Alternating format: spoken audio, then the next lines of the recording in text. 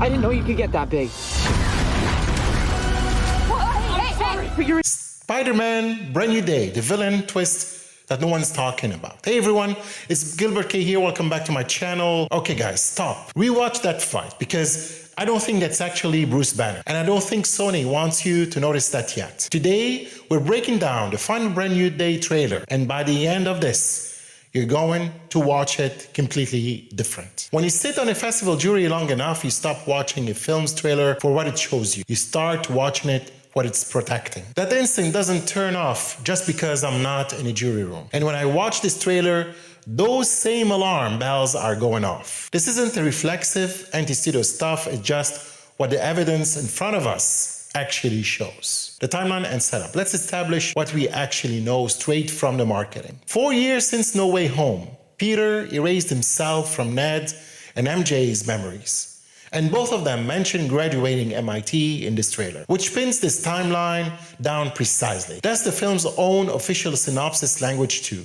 Peter's living alone, having voluntarily wiped himself from the lives of people he loves, fighting crime in a city that no longer knows his name. Here's a detail worth sitting with. The synopsis also mentions Peter's spider DNA in undergoing some kind of physical evolution of mutation under the pressure of the job. That's presented as a real plot engine, not just texture. That's a body horror thread layered under a movie that's also juggling Hulk, Scorpion, Punisher, and a mystery villain. That's a lot of plot machinery for one film to be carrying. Lesson Daniel Cretton directing is worth noting too. He made his name on intimate character work before Shang-Chi. The gap between his instincts and how combat-heavy and villain-stacked this trailer tells you something about what Marvel prioritized for the marketing cuts, even if the film itself balances it differently. Confirmed cast in this trailer and the film generally: Tom Holland, Zendaya, Sadie Sink, Jacob Batalon, John Bernthal, the Punisher,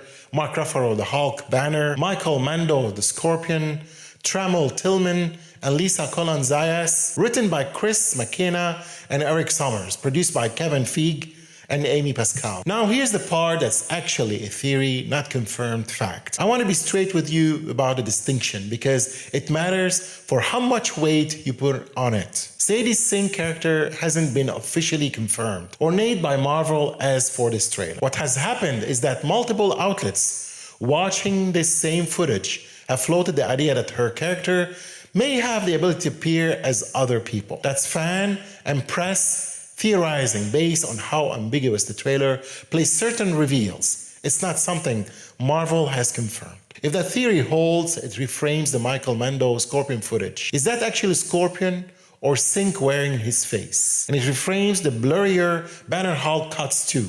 Though I'll say plainly that one might just be normal action trailer editing. Not intentional ambiguity, I think it's suggestive, not proof. So here's my honest read. The theory is plausible enough that I buy it as likely intentional marketing design. But I'm flagging clearly this is my interpretation of a fan theory, not something Sony or Marvel has stated. Here's my actual claim, and I want you to argue with me in the comments if you disagree. I think Marvel doesn't trust a single Spider-Man villain to carry this movie on their own anymore. So instead of committing to one clear antagonist and building the campaign around that character, the trailer leans into identity ambiguity. Scorpion, who might not be Scorpion, a Hulk, fight that keeps blurring Banner's face so they can market Scorpion, a Hulk showdown, and a mystery threat of the same footage without committing to what the movie is actually about. That's not confirmed strategy on Sony's part. I want to be clear, this is my read of the marketing, not something anyone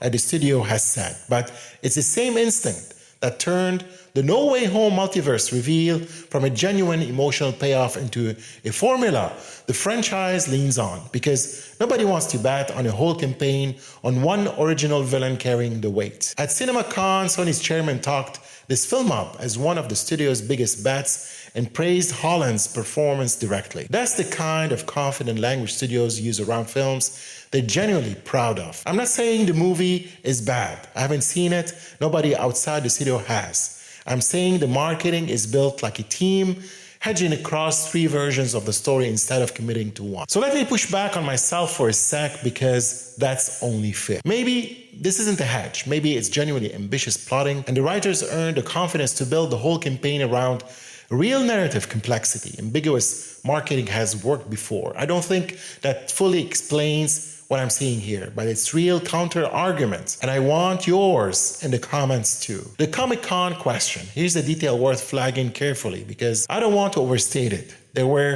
reports based on leaked data from a fan tracking site suggesting a brand new day panel might happen at Comic-Con this weekend. As of when I'm recording this, the panel hasn't materialized and doesn't appear to be on the schedule. But I want to be honest that this could still be announced. And leaked scheduling data isn't the same as an official confirmation either way. If it doesn't turn out Sony skipped Hall H for this film, that's worth reading as a real signal. That's the single biggest concentrated fan audience in the industry. And you don't walk away for free viral exposure like that if you're fully confident. But I'm not going to state as fact that they've definitely skipped it because I generally don't know that for certain as I'm recording this. So here's my question for you. Who is Sadie Sink actually playing? Drop your theory below. Best one gets pinned. And I respond to a few directly in the community tab this week. And if you think I've got the shapeshifter read wrong or the marketing hedge theory wrong, tell me why. That's the whole point of this show. That's all, folks.